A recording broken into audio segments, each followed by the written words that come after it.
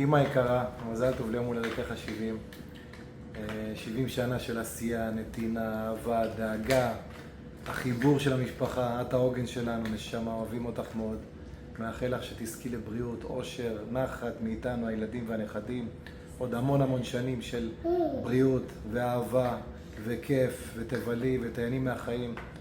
שרוף עלייך, אוהב אותך.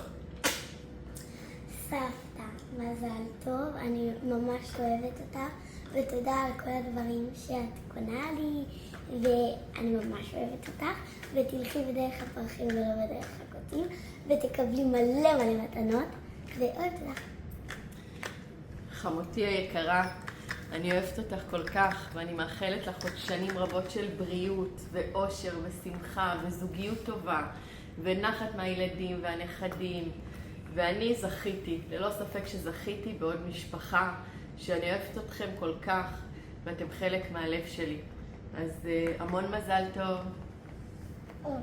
מזל טוב סבתא, אני מאחלת לך את כל הטוב שבעולם, אני אוהבת אותך הכי, ואני מאחלת לך אושר ובריאות, ותמשיכי להיות בדיוק כמו שאת, ואני מזל טוב. מזל טוב סבתוש, אני אוהבת אותך ממש.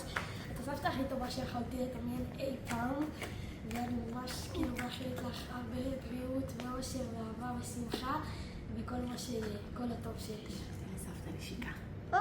תן לסבתא יהודית. נו, אמריקה, תעשה לסבתא. תגיד לה מזל טוב. אז תעשה ללב.